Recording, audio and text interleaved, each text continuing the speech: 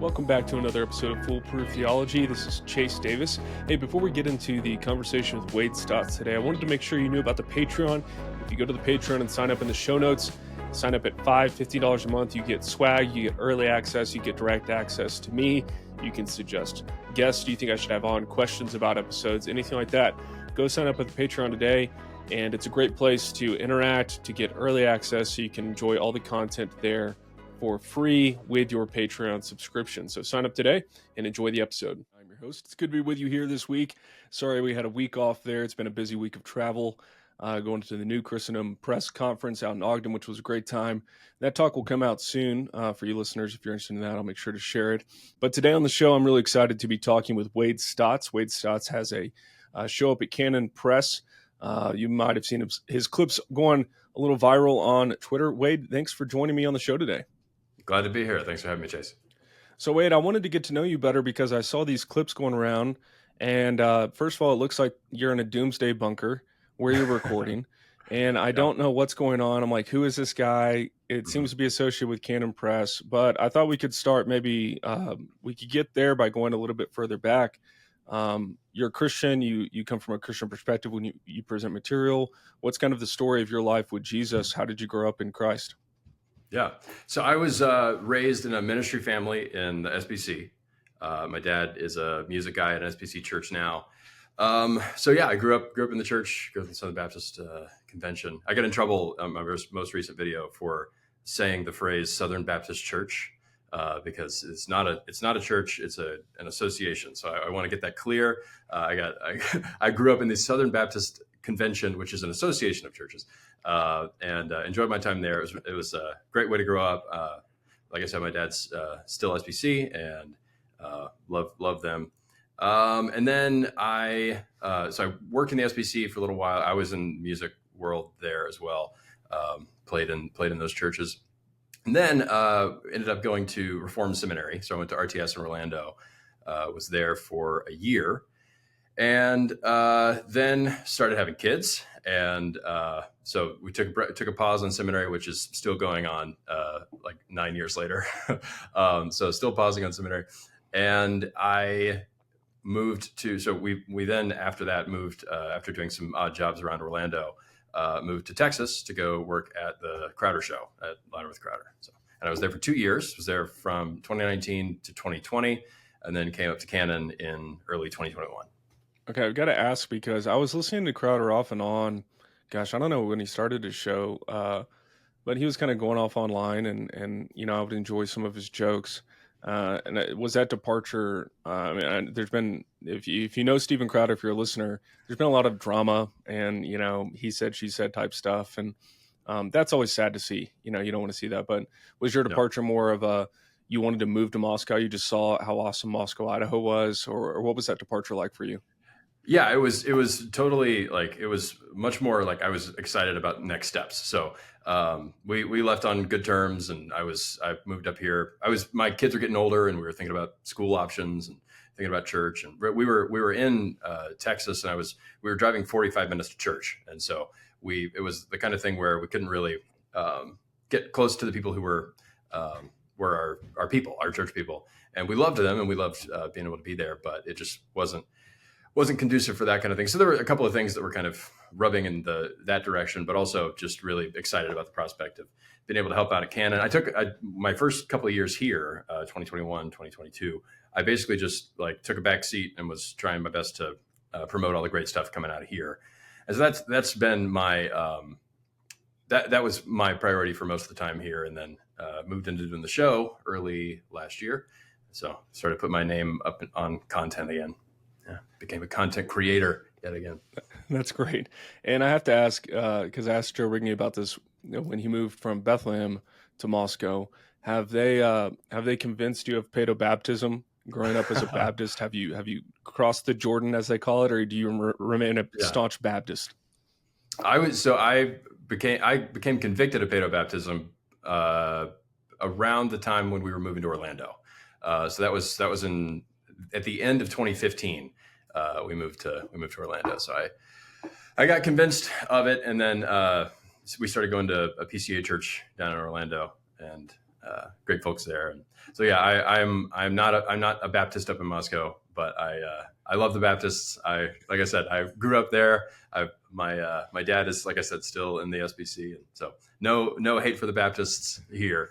Well, I'm glad the becoming pedo Baptist happened before Moscow. It's not another scalp they can claim, as they like to do with Longshore Yeah. and Rigney. So I'm glad to hear that. Yeah, we have baptized 2 of ours here, but my other 2 were baptized in other states, so Florida and Texas.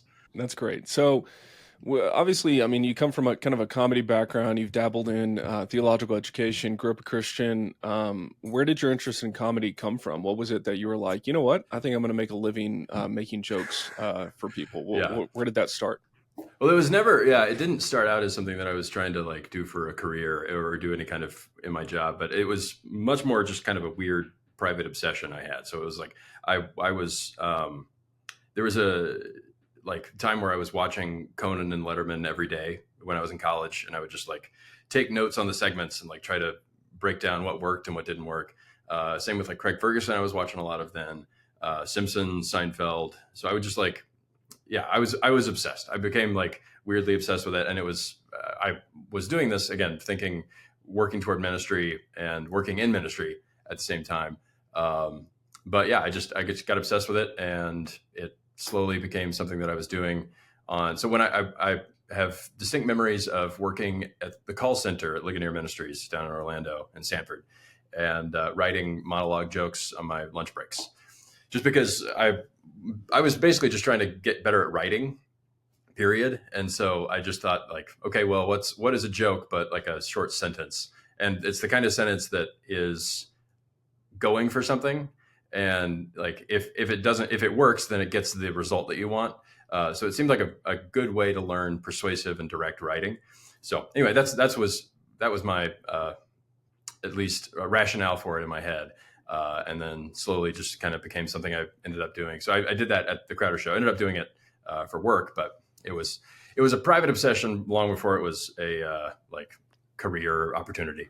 That's great. Okay, yeah, and I wonder how many pastors would actually be well served to go into comedy instead of preaching, because I think comedians are actually very, very good at their craft, or at least good ones are good at their craft. And I think pastors, when I've talked with pastors, a lot of them do listen to comedians as far as communication and that kind of thing. It's actually, and I've found in recent years, rather than reading Stanley's latest book or whatever the greatest preaching book, I found pastors trying to learn from comedians about how to communicate well, because they're very effective at being kind of counter-revolutionaries or cultural insurgents in terms of communicating a message that may be unpopular. I've heard through the grapevine, I think we've talked off air, that Letterman is one of your favorites. I wanted to hear more about Letterman. Love Letterman. Did you ever get to go visit his show? What made you kind of appreciate Letterman as a comedian? Yeah, I did get to go visit his show in the last year. So after he announced he was retiring, my dad and my brother were planning on a trip to New York anyway. They had a thing that they were doing, and I just said like, I will like go and just like sleep on the floor, whatever it takes. I want to go see David Letterman in the studio. So I got to go to the Ed Sullivan Theater, got to sit there, and it was Michael Douglas was on the show that day. But yeah, I got to go, and it was a big deal for me. I really enjoyed that. But Letterman, why I love Letterman is that he had the kind of like, he was in celebrity world. He was interviewing celebrities every night and all that kind of stuff, but always had like one foot out, such that he wasn't impressed by celebrity. He wasn't like blown away by, oh, this person is somebody I should think is really cool. So there are like great clips of him just having total disdain for the person who's sitting across from him, no matter how famous they are. So which is why, like, when I don't know if you ever saw the Joaquin Phoenix documentary where he went on Letterman. Did you ever? Okay. So Joaquin Phoenix did this whole thing where he pretended to like quit acting and decided he was going to be a rapper. And he went on Letterman's show to come on and didn't tell Letterman about the bit. So it was like this long, like weird Andy Kaufman thing that he did for a year.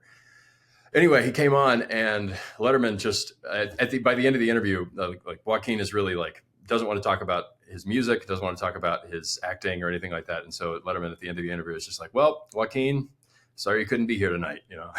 Like he's just the kind of guy who like would be fine with bothering people who were very famous. And I love that. And that goes back to like when he was at NBC, he was constantly bad mouthing NBC. So like anytime NBC got bought a couple of different times while he was there by a larger corporation, he'd always like make fun of that company. So the exit when he left NBC, it wasn't surprising to anybody, but I just admired a guy who he was a guy who went on at 12:30 at night. And so nobody really cared what he was doing.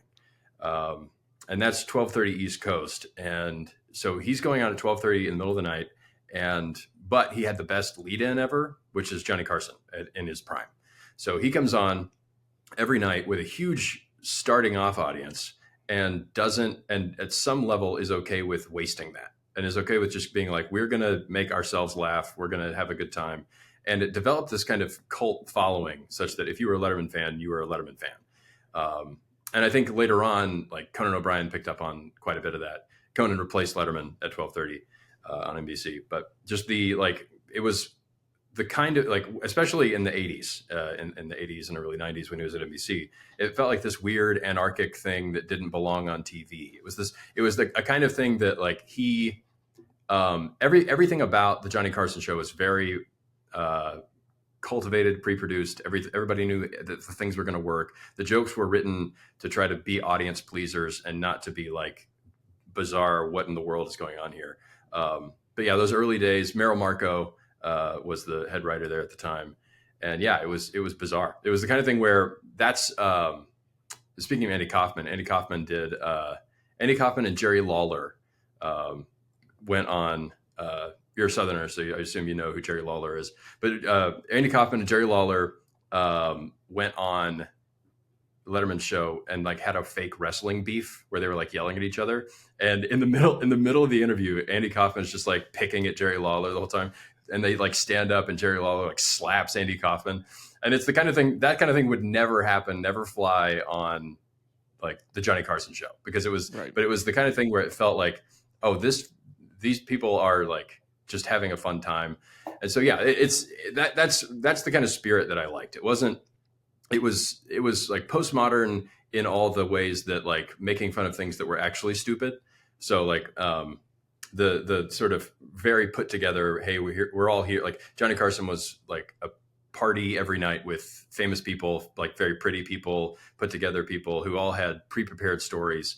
And Letterman, again, just had very little patience for stuff like that. So I always admired Letterman, and Letterman kind of created the next wave of late night comedy so that Conan was picking up much more in the Letterman vein. Like, oh, we're like writing jokes mainly for ourselves and kind of building a cult following, while also like it had mass appeal because people liked watching people having fun and not necessarily watching people doing what they thought other people wanted them to do. And that was, so yeah, Conan, and then Craig Ferguson, who I like a lot, kind of picked up on that wing of late night. Whereas I think there's a stream of late night that tried to be much more put together in the sense of like, I think Jimmy Fallon is probably more of an heir of Johnny Carson.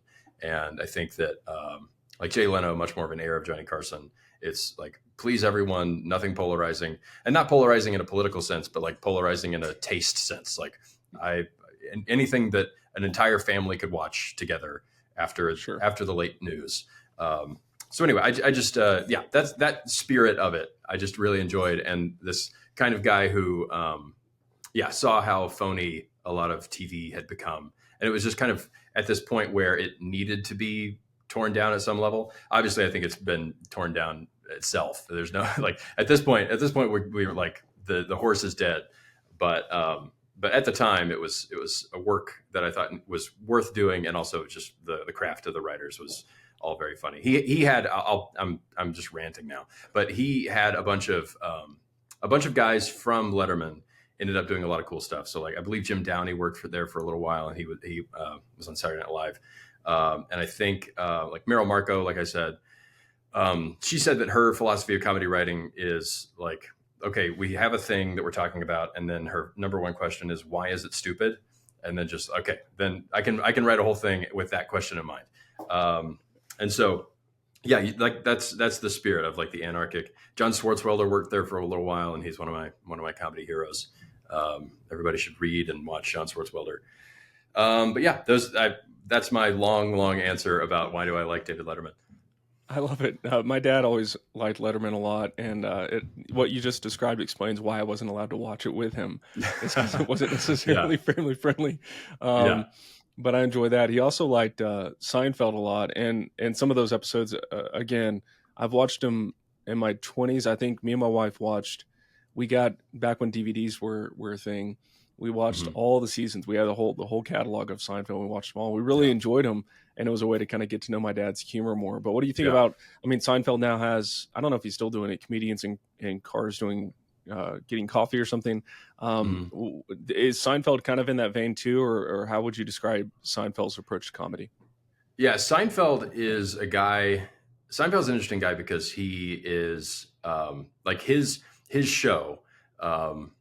I think there was I forget the guy's name.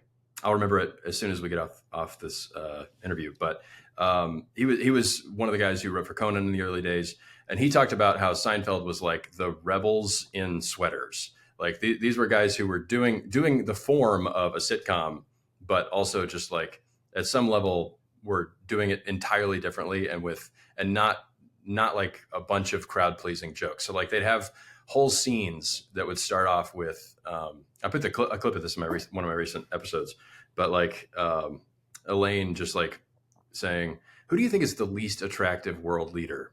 And then like they would have a serious conversation about that and then get back to the plot. So it was like just a little, like we have a 5-minute long thing and they're talking about like, okay, living or all time. And they're like, okay, well, you got to think about LBJ. And then they're like, they go back and forth about that for 5 minutes and then the plot starts in. But I love that. And I love just like finding the humor in normal stuff. And that's Seinfeld's brand. Whereas I think the thing, like back to Letterman for just a second, I swear, his whole, like what he loved was putting a lot of effort into something stupid. So like, that's why him, like long after the audience loved Will It Float, Letterman was still doing Will It Float because it made him laugh that they were doing this huge production, like dropping a fax machine in a vat of water and just be like, well, fax machine, will it float? And it like became just a joke that he enjoyed doing and loved like pushing into the ground, which I love. And like Seinfeld is a kind of guy who, yeah, his that show honestly is still feels like transgressive. Like, are you allowed to have a little, and you couldn't now because I think most people love the formula so much, and people have tried to emulate Seinfeld, but they didn't love it was a love for like normal conversation and how those are funny. And like they're the kind of people who would write in actual conversations they had, or right. I heard Jason Alexander tell a story on a podcast once where he said he was going to Larry David and going like, how should I play it? Like this scenario seems so crazy. And like, why would anybody ever react this way? And he's like, well, that's how I reacted when it really happened to me. So it's like, they would put themselves in, and like Larry David was like a strange enough guy to where writing down how he reacted functioned in a way as comedy. So it wasn't formulaic. They didn't love the formulas. And they were guys who were like learning sitcom comedy formulas as they were going, but because they were talented, they just sort of made something that was to their taste. And obviously like the acting talent makes a huge difference as well. So like bringing in Michael Richards, bringing in Julia Louis-Dreyfus, the acting talent is there. But yeah, I think I heard a story once about Seinfeld, like the show, that they would go in, they would have writers come in to pitch, and they would come in and say, all right, so I'm thinking that this week they're going to be, I don't know, looking for their car the whole time. And they're looking, and then Jerry and Larry David, would just say, all right, that sounds great. Write down the idea on a notepad and then just write the episode themselves. So like that guy would get the writer credit, but it was all just like these guys making each other laugh so that their minds just kind of melded into one and like ended up writing the scripts. But yeah, I have a real affection for those shows. They still make me laugh.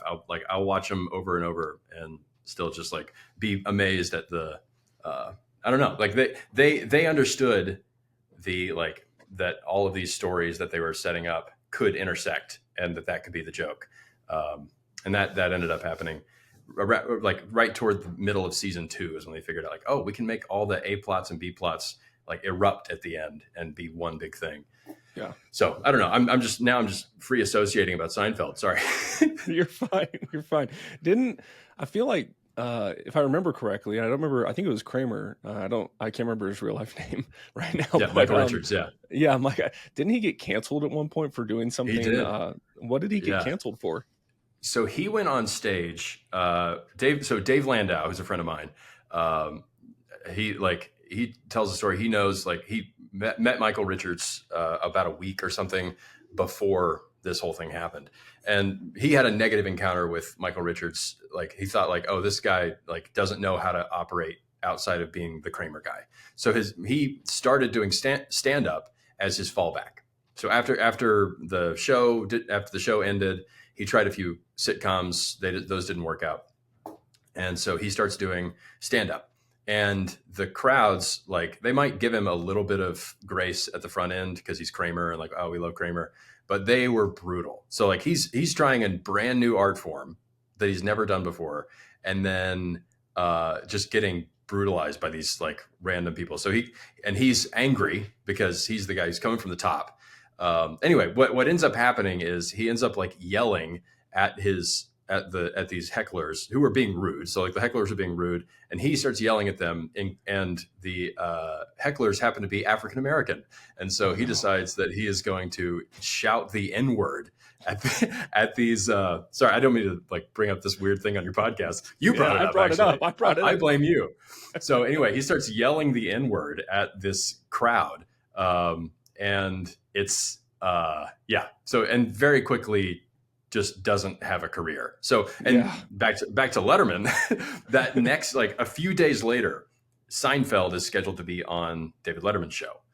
And so Michael Richards comes on so they're in the middle of this comedy show. The audience has been coached to, when something's funny, and if something is like at a 5 on funny, I want you to give me a reaction like it's a 10 on funny. It's like these audiences are really coached. Anyway, so Seinfeld brings on via satellite Michael Richards to come on and apologize. And so Michael Richards comes on the screen. These people, this is like, the internet is in its infancy. It's not been passed around quite as much. TMZ has reported on it, but like, who cares about that in the broad populace? So Kramer comes on their screens. They're all watching, and they start laughing as he's trying to apologize for being like really rude and like awful to this crowd. Anyway, it was like just the really, I can't watch it. I've watched it like one time. And when I think about it, when I'm describing it right now, and I'm getting chills, like it's a really uncomfortable scenario. But yeah, that's the Michael Richards story. He just wrote a book called Entrances and Exits, where now he's like still having to like hang his head low and just like, I've done a lot of thinking and a lot of reflecting, and I was an angry person, and I'm really sorry that I did this. And I think that was like 20 years ago. Jeez, man. Yeah. But that's Michael Richards. I didn't expect to be relaying the Michael Richards Laugh Factory story. Somebody I know you like, Dave Chappelle, did a great set at the Laugh Factory. So the Laugh Factory has this iconic backdrop, and Dave Chappelle did a set at the Laugh Factory and talked about like Kramer, like Kramer's meltdown. He's like, I can't be here without thinking about Kramer. And this is like did a great set about that. It just won't die. That's crazy. Yeah, I know. Yeah. And again, like I think last week released a book about it. Jeez. But anyway, that's nuts. Yeah. And I say that I like Michael Richards. Michael Richards, he's hilarious. I think he's paid for it. Yeah, I think it was funny back before all these personality tests, like whether it's Myers-Briggs or people use the Enneagram or whatever. Me and my friends in high school would always try to like, oh, well, you're Kramer. You're so we would personality. You always drink the milk or whatever. Yeah. And so I'm wondering, growing up for you, at least for me and my friends, it was like Tommy Boy, Billy Madison, these, Adam Sandler, Chris Farley, this kind of stuff. Even SNL, we would just watch. We had DVDs of all SNL back when it was funny, and we would just make those jokes. We would almost communicate in movie quotes, which is, what looking back is juvenile, but it's just the way we did it. Is that how you and your friends rolled as well? When I was doing that, it was all Will Ferrell era. So it was the same kind of thing. So at the time it was like Anchorman, Dodgeball, and Napoleon Dynamite.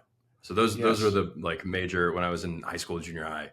And so I was always, because I'm obsessive, would watch these movies over and over and over. Like I would be the annoying guy in the crew that would like correct people about like, no, actually this is what Kip says to Napoleon, and it's actually this, and this is why it's funny.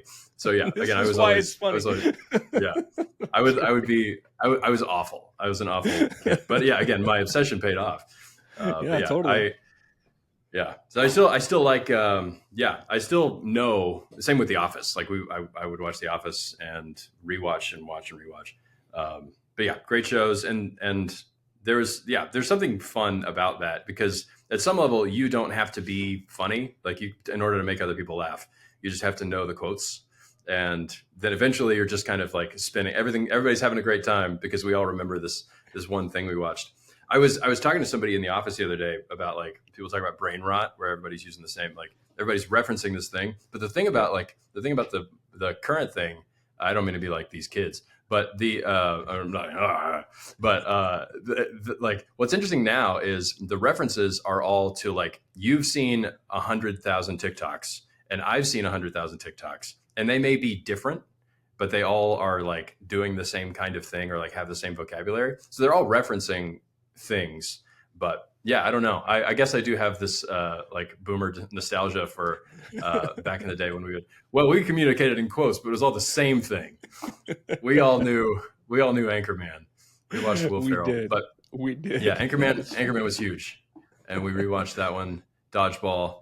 I've still like got a weird repertoire of dodgeball quotes and stuff like that. But those were all very fun.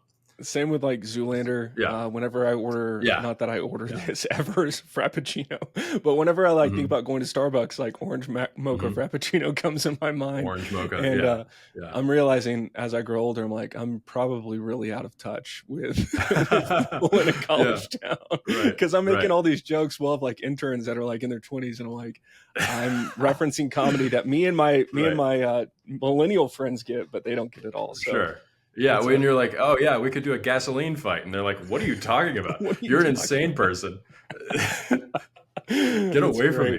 It's great being old. One of the questions that comes out in comedy, specifically as a Christian, I'll see, first of all, it seems like I think Ryan Long is one of these, but you'll see him on clips on Instagram and also shows on Netflix, whether it's Dave Chappelle, Shane Gillis, these other comedians that are now coming along and being pretty transgressive towards woke stuff. But a lot of these comedians are also very vulgar. It's funny. I think I was thinking about our interview before we got on the air, and like there was a guy named Theo Vald. He's speaking at NatCon, and he came up to NSA, I think, and spoke. And so when I'm operating church circle, they're like Theo Vald, and I'm like, Theo Vaughn? Is that who you're talking about? Theo, I just think of Theo Vaughn, the comedian. But I'm noticing a bunch of these guys who are kind of like tacking differently than kind of the mainstream left, Jimmy Kimmel types.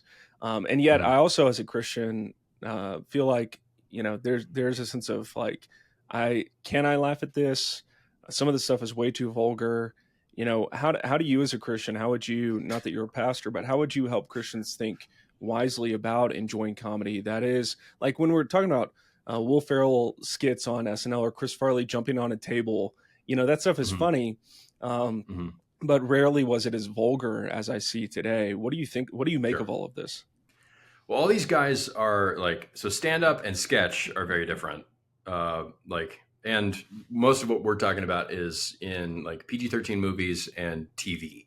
And so you have this kind of built in, everybody knows where the ceiling is for censors. Whereas at the same time, there were people doing stand-up. So stand-up is not, there's no censorship in stand-up. And so you've got a crew of people who are like, they always know that the shock laugh is going to get something. It's going to get some kind of reaction, and then they can act like oh yeah, well, I'm just, they connect It's a joke. like, well, what do you mean? Yeah, it's just a joke. So that's kind of always been there, but we're engaging with stand-up, I think, in a different way than we used to, because I think a lot of those stand-ups that we think of from the past were trying to get on Carson, we're trying to get on Letterman. And so they had to have at least 5 minutes of great stuff that you could do on TV. And that's what everyone was working toward. But yeah, but there were always road comics, always guys who were just fine with, okay, I'm never going to get on Carson by doing this filthy material, but like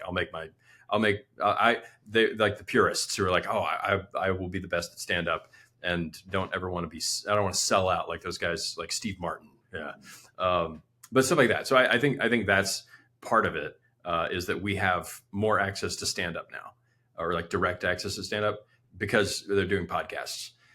And the podcasts are not getting censored, and the podcasts are not going through networks where everybody has to approve of stuff. So I think that has something to do with it. I understand what you mean, that like a lot of there are stand-ups who see through a lot of stuff. You kind of stand-ups train their brain to like see through crap, which is like, so they can detect when somebody's sort of wrong about something, or at least like when somebody doesn't have much that they're like, they may pretend like they like pretend morality. They're really, adept at recognizing. So I think that's the instinct. At bottom, I think a lot of these guys are just like regular old libs who are just like, they want the like free speech absolutism that was promised. They're like, oh, I thought that we were going to get, well, it used to be the FCC, but now it's this woke cancel culture stuff. Not recognizing that, like, okay, the free speech absolutism was a promise that people had, but nobody ever really wanted. Like the people who were arguing for it were trying to get a foot in the door. So I think you can find guys who are un-PC or are like anti-woke or unwoke, but it's because they see through things they should see through, but they also see through things that they shouldn't. So it's the Lewis thing in Abolition of Man, where like a lot of these guys, like I think Tim Dillon is a very good podcaster. I like Tim Dillon a bunch. And Tim Dillon at bottom, again, a lot of respect for him, but I'm not bad mouthing him, but at bottom, he has like no hope in his life. There's no like positive element that he sees about things other than just sort of this relativistic. I think he's got some like leftover Catholicism in him, but like it's dwindling, or it's like, but at bottom, his worldview is really hopeless and sad. And he just thinks of everything around him as being fake and phony. And it doesn't help that he's lived in LA for however many years, where everybody is being phony. So I don't know. I don't know if that's answering the question, but there's definitely a wing of people who can see through stuff and are not trying to protect some kind of contract they have with CBS. And those folks I have a respect for, because they're fine with not going the old route. Like, oh, okay, I'll never get a Netflix special. That's okay. Or I'll never get a late night talk show. That's okay, because I've said X, Y, and Z or whatever. But at bottom, they don't have anything else. There's no like window they can't see through. And so it just kind of, at a certain point, you get to the bottom of their worldview and go, oh, you're sad. You don't have a happy life. And that's, it's a brutal place to make comedy from. But it's when you train, because they've trained their brains that way, and don't have anything that's like sacrosanct. It's actually, like everybody praises the comedians for going like, oh, there's no place he won't go. Or like, oh, there's like no sacred cows for this guy. But it's like, well, some things are sacred. And that's like, that actually be a better way to animate your comedy rather than this despair and like trying to, I don't know, at least trying to keep your spirits high as you like descend slowly into the sea. That's sad. Yeah, for sure. I think a good example was a couple of years ago, Joe Rogan came to Denver, and it was actually funny because on the same night I was going to see Joe Rogan, my brother was going to a like all night David Platt prayer thing, and I was like, man, we're on secret church. Yeah, yeah, dude, it was wild.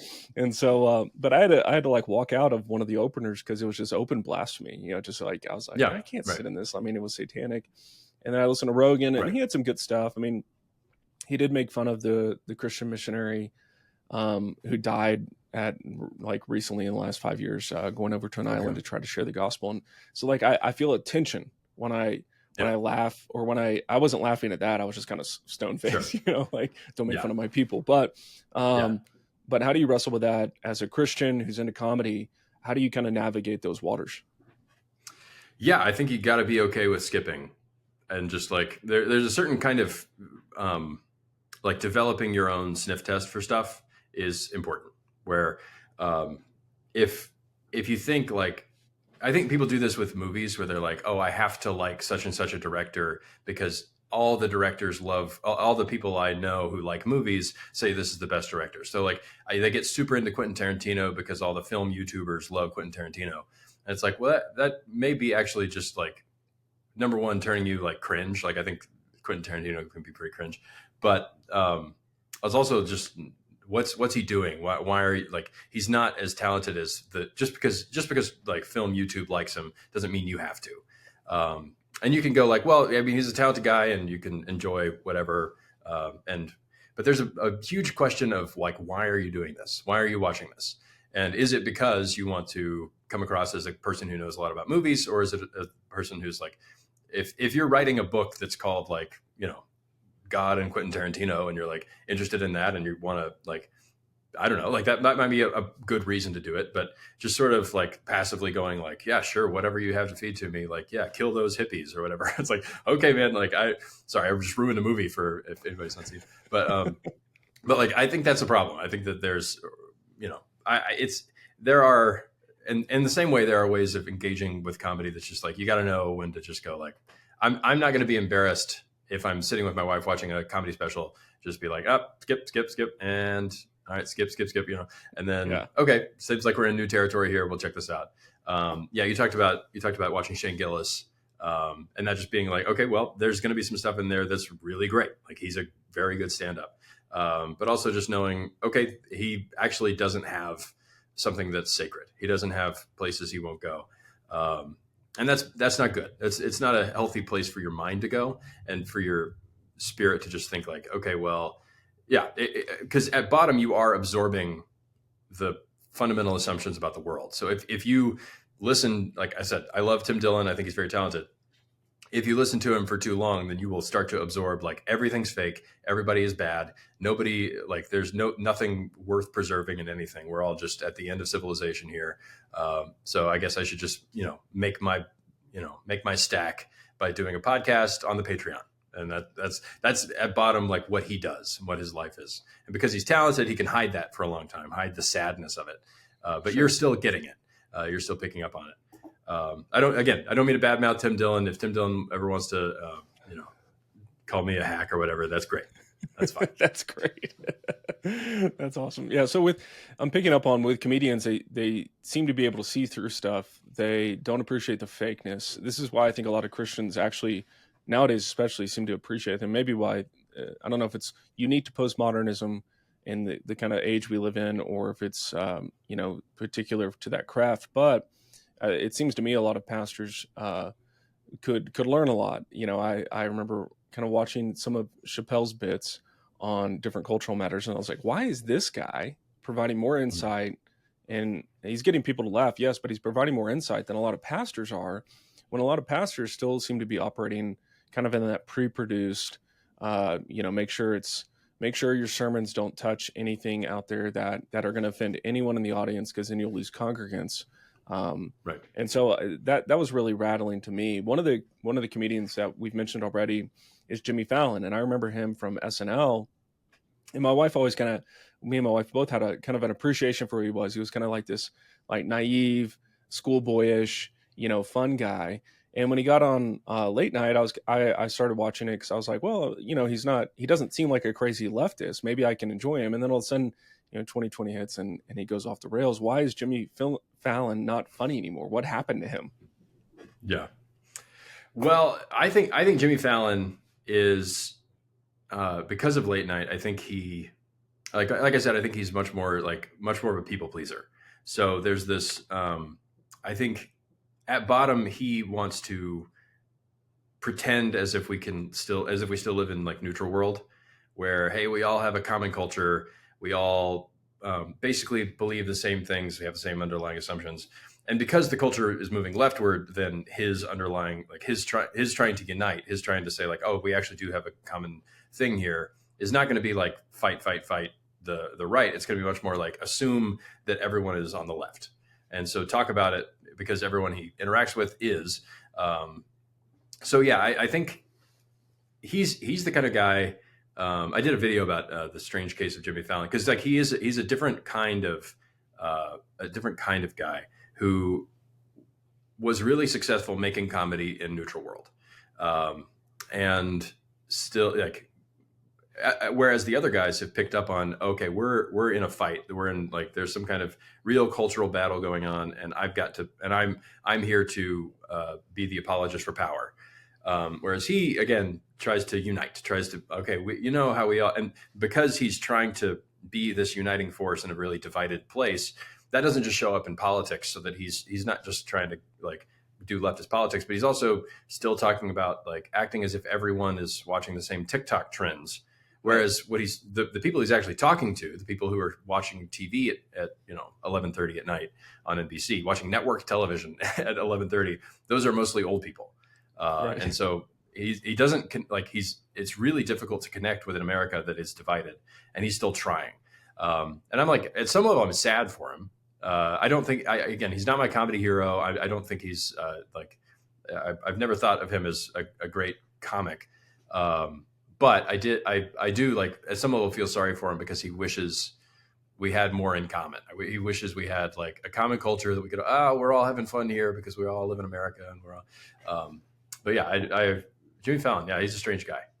Yeah, and I think that's why it strikes me is because it reminds me of a lot of pastors who kind of pine for that time in the 90s, whenever it was, when they could like, be popular just by, being likable and kind of consensus building. And unfortunately, a lot of pastors are trained, whether in seminary or just in churches, like that's their main job is to kind of almost be more motherly. We got to be inclusive and not offend anyone. And I sympathize with the desire to like have more in common in culture and that kind of stuff. And I understand why they hate culture warriors and all that.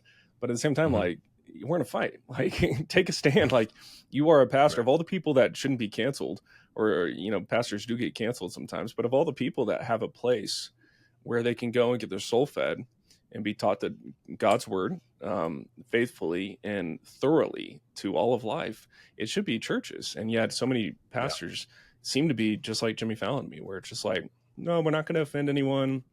And even if we do, like, we go a little too far, we're always going to hit both sides. And I don't think it's working. There's test cases where you could say it is, but I just kind of think it's dead. Which actually, now that I mentioned dead, why don't we talk about the Constitution being dead? This was a big one that you released, and it was kind of people were talking about, if you're not on Twitter, if you're not online, maybe you didn't see all of this. People were talking about the Constitution being dead, and then people who love America, patriotic, they were like, "How dare you? I can't believe you would suggest this." So, what kind of sparked your interest in talking about this, and kind of walk me through the argument that you made in your clip, and I'll put a link to it in the show notes for the listeners, about the Constitution being dead, because I think a lot of kind of like red-blooded Americans would be like, no, the Constitution is like, it's like what we fall back on. It's the bedrock. How dare you question it? So what was that like for you? Right. Yeah. So I think what was happening at the time was there was a argument happening where nobody really had something to like some particular thing to fight about. So it was like people operating from a bunch of assumed reading. So like, the people are talking about things as if everybody should be caught up on this by now.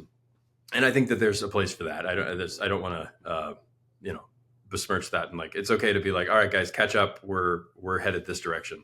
But what I tried to do in my video was at least provide one short, I think it was like a 10-minute video that was just like, all right, here's at least one case where we can go point by point and go, there were fundamental transformations to the American order that we can't really say that we still are ruled by this document.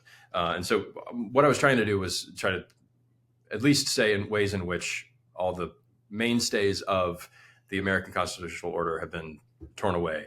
and replaced by something else. So my argument was, first I talked about Bertrand de Juvenal. Not Bertrand de Juvenal. I talked about, what am I doing? Joseph de Maistre. Another person with a kind of name that sounds like that. Joseph de Maistre wrote an essay about the origins of constitutions. So like what are constitutions? How are constitutions formed? And he talked about how unwritten constitutions happen before written ones. And so and when those written ones happen, when people start writing down these things, it's usually at a decisive test point.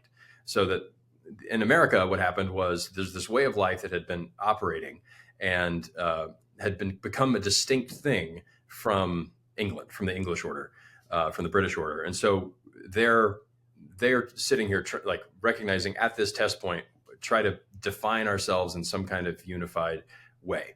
And so that's important to know, because we have to recognize that our unwritten constitution, this moral and religious people, what America was founded as, is something that we're not anymore.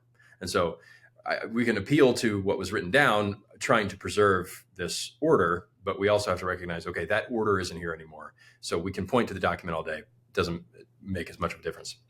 And then I went and I talked about the Curtis Yarvin essay, The Iron Polygon, where he goes through his summary of the 4 republics that have happened since the Constitution. So not since the Constitution, but the first one being the Articles of Confederation, the second one being the constitutional, the Federalist kind of order, and then his next step in that is the Unionist Republic with Lincoln, and then after that the FDR Republic, so the New Deal regime. And then adding on top of that, R.N. McIntyre and the Good Old Boys did a podcast talking about the Fifth Republic, pulling from, again, I'm citing a lot of people here, so I apologize for that. But citing Christopher Caldwell's book, Age of Entitlement, about the civil rights regime. And so that kind of being our current order, also building on all of these previous orders. So states' rights being gone, and then finally free association or that kind of thing. Happening. So it's trying to describe, if we don't live under the Constitution anymore, what do we live under in some kind of, it's more of a descriptive statement than it is saying, because I think people watched the video, or at least saw the title and thought like, okay, Wade likes this. He's happy that the Constitution is dead. He hates America and wants to replace it with some big scary thing that he's hiding in his head. But there were no scary intentions that I had. I was just trying to describe what's going on around here, and also just talk about how anything we do next, if we can love America and love the past and love our inheritance, anything that we do next, I think, needs to be American, pull on something that is at heart who we are as a people, and try to preserve. There's some amount of American order still here, but figuring out how to grab onto that and make that prominent, encourage it, is what the next steps need to be. So that's a short summary of my 10-minute video. The Constitution is Dead, in the show notes. Check it out. Check it out. Yeah, it's a great video. And I really appreciate the reading and the thought you put into it. And it kind of, I want to ask a question, and you're welcome to tell me no, because I don't know if it's like a magician with his craft, like you never give away trade secrets, but when you make this 10-minute video, I mean, it's quippy, it's insightful, it's well put together. Are you spending hours just manuscripting this and kind of workshopping it? And do you have people at Canon that are feeding you this information? What does it look like to put together a 10-minute video like that? Yeah, that one in particular, it's stuff that I've been thinking about for a while. So the research on that one was mainly just trying to pull together and go, what are the 4 or 5 kind of sources I can use that would present an argument that could function as a 10-minute thing. There are a lot of avenues I could have gone down, and so trying to form that argument. So, but yeah, it was a lot of time just kind of sitting down and going, what's the best order for this? How to explain it to people? Because I sympathize with people who are coming into a debate, and then they have people saying hey, you should have read this already. You should already be picking up on this. And I just want to at least catch people up and give them maybe a short reading list. So yeah, it was something that things that I've been reading, things I've been thinking about, and wanted to give those to people. So this one wasn't as much I didn't call anybody and be like, find me 5 books about whatever. Though that'd be nice, but yeah, I have, I try to keep, normally I try to keep up with the news and that kind of thing. I've got a guy who emails me news stories. just to kind of keep me up to date on stuff. But yeah, it's a lot of just sitting by myself. And if you were to film the making of a Wade show, it wouldn't look like, Dick Van Dyke episode. Like, it wouldn't be like people doing shtick with typewriters and going like, hey, what if we did this? It's much more just me going like, oh, come on. Does this make sense after that? Or like, should this be here? I heard Andrew Clavin talk about how his writing is way more moving commas around than people might be comfortable with thinking about. Where it's just sitting there going like, oh, how about this? And that's exactly what it is. It's just going like, how do I get to where I can end on this word? Because I need to be able to pick up on that with the next sentence. It's all boring. It's boring stuff. Yeah, I've seen you when I've visited Canon Press twice, and I've seen you in the corner office, sharing an office with other people, just slaving away over commas over there. Yeah. And I never wanted to interrupt because I'm like, oh man, he's definitely working hard to get well, you should come by. Yeah, no, it's all good. That's funny. You did another video recently after the SBC convention on ministers versus managers, or ministers or managers. I'll put a link to that as well. And we've kind of talked about it a little bit already. I've kind of hinted at it throughout the show. And I'm going to have Kryptos on the next episode so we can dive into more detail about managerialism and why it's a problem. But what did you notice in that kind of episode about how people are behaving in church, and why do you think it's such a problem today? Yeah, that was, I was keeping up with it. I'm from afar, just kind of interested in the SBC. You guys are in the SBC, right? Yes, we are. Okay. Yeah. So I wasn't there. But just kind of, observing there was one clip, I think Ben Zeisloft, who was there, I don't know how to say his name, but, forgive me, Ben, but he, tweeted a clip of one of the SBC presidential candidates, talking, and there were plenty of controversies kind of swirling around, most of them having to do with theological points of disagreement. And people were debating them, and I could see that was where a lot of controversy was happening.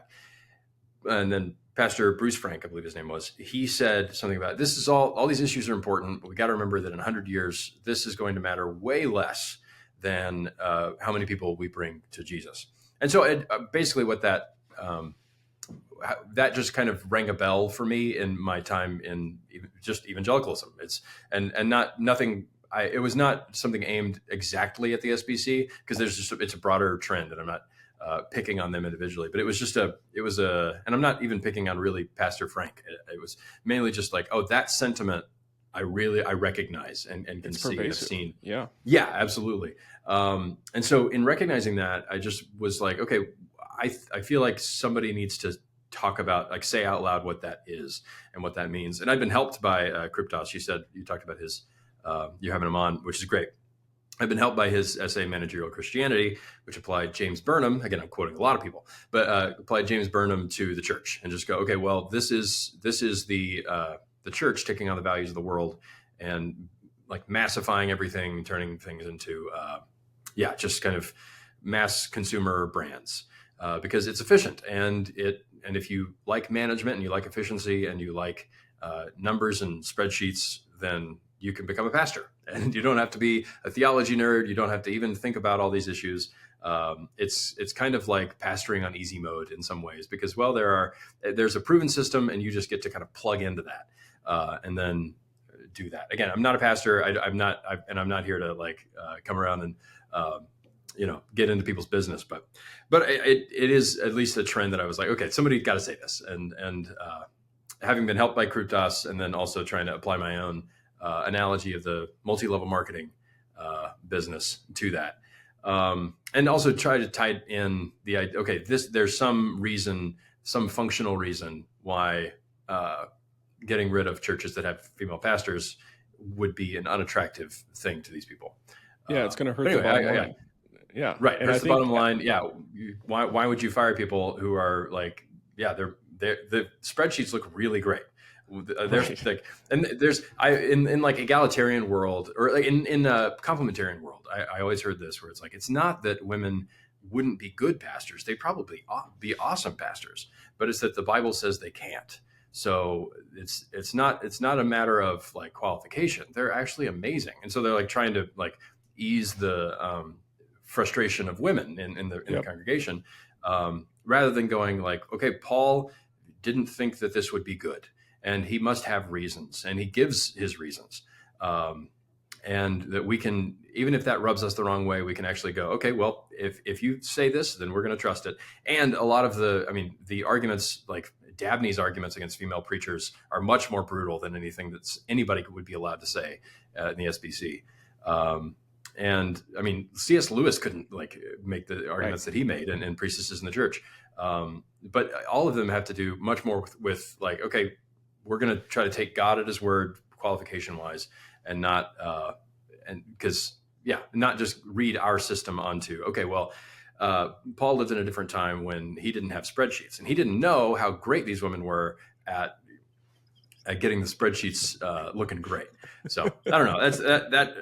Like I said, I wanted to talk about it because it hit me in a fun way, and because I'm mainly talking about politics and stuff over here. It was a good way to tie in politics with something I know a lot of my audience would recognize, and much of my audiences are church-going people. It's fun to bring those worlds together once in a while. Like when I did the TGC Taylor Swift video, it was like, okay, cool. This is like a cultural, political kind of moment, and also it pulls in sort of Christian subculture, and I can talk about Christian subculture to an audience, some of which is not going to really care, but explain it to them as like, hey, come on over here and check out this kind of odd thing happening over here. Right. Anyway. Yeah, I think the hard thing for a lot of pastors and people in ministry, like Pastor Bruce Fink or whoever, is even if we explain it well or can accurately diagnose kind of what's going on behind the scenes, whether it's like a multi-level marketing thing, which was dead on, it's still hard for the people in the pews, because people in the pews have been so enculturated with a way of being that if a church ceases to grow numerically, or if it's not up and to the right always, and it's not always success, then they think the Holy Spirit's not here, or we're doing something wrong, or we're displeasing God. Sure. And it's like, we have to go back to older ways of conceiving of ecclesiology, of what is success, and even in the complementarian debate, where it's like, not just like settling for like, well, this is a limit that Paul put. We have to then understand why he put it there and think like Paul, rather than thinking Paul was just, he's kind of misogynistic, but this is just what it is. It's like, no, he applied it to creation order, and we should understand what that means for us in our homes and society and all that kind of stuff. So I really appreciated that episode. What, you've got a podcast, I think, because every time I see a clip of yours, I'm like, how do I get more of this? Where do I get this, at 11:30 at night on my TV? Yeah. How do I get more Wade in my life? So there's a podcast coming out from what I've heard? Yeah, so I did. We've done one episode. I don't know how frequent this will be, but we're doing something on Canon Plus, where this most recent episode we did was I was struck by this article that I saw about a contest you could enter where it was sponsored by like Planters Peanuts and Miller High Life, and where you could get married and have Mr. Peanut walk you down the aisle. And I was like, this is a like weird, like, this is the kind of example of like millennials doing something that's like quirky and fun, but also at bottom really sad. Yeah. Where sad. It's like, okay, like, oh, your dad isn't walking down the aisle, it's Mr. Peanut. It's like some like Globo corporation is like participating and like sponsoring your wedding. But anyway, I was like, I couldn't stop thinking about it. And then I found out that there were several other companies that had done like similar things. So you can go to Taco Bell, TacoBellWedding.com if you want to check it out, and do like the Vegas Taco Bell will marry you in the restaurant. Right. They have a venue there. They have they have a hot sauce bouquet that you can borrow for this. They have one, and so you just borrow it. But anyway, and you can call them. I think within 4 hours you can have your wedding in the Taco Bell. Anyway, I was like, this is very funny to me, and it also strikes me as like, there's something cultural about it, but also just very silly. And so it was. I brought on Jake McT, who you've met, and Ren Carolino to come on and just kind of chat about like fast food weddings and what's going on there. And then by the end of it, we all picked out which one, if we kind of a would you rather situation, which one we would want, which one we would bring forward. Because I assume it's mostly like men bringing this to their wives, like their future wives, and just going like, hey, they are doing this Planters Peanuts thing. What do you think about that? She's like, Actually, I've been planning this since like long before I met you. And Planters peanuts had nothing to do with it. I did. Taco Bell does not factor. I wonder if we could get Zen in on the action and get a Zen sponsored wedding. That would be amazing. Yeah. Well, I mean, yeah, they do, you've done a cake, I believe. I've seen that online. My wife made a birthday cake. She always gives me grief about having Zen. She's like, how long are you going to be using Zen for? And I'm like, you got me a cake. You endorsed this thing for my birthday. You think it's fun. So, yeah, it's fun, right? It's fun. Well, I look forward to that. So people can find it on the Canon Plus app. Is that what you're saying? Yeah. You can watch it on Canon Plus. I believe we just called it Fast Food Weddings. It's got a big picture of Mr. Peanut on it. So we're calling it the Wade Cast with Wade. We've got the Wade Show with Wade. Wade Cast is back over on Canon Plus. That's excellent. Yeah, I've thought about rebranding Foolproof Theology to like the Chase Davis Show, because I feel like searchability on like Wade is going to be much better than like people who don't even know how to spell foolproof. They think it's FOOL. And I'm like, okay. Yeah, so it's like a double entendre. Nice. But yeah, the Chase Davis Show may be coming out next year. There's a guy who they do like carnivals, and they call it, their brand is Wade Shows. And so like that's the only other people that I'm competing with is if you Google Wade Show, then you're like, there are people who will set up like a Jumbotron or not, whatever, one of those like carousels in your there we go. Yeah. Whatever that kind of thing's going on. And then me. Hey. And then you. Hey. Yeah. Also funny.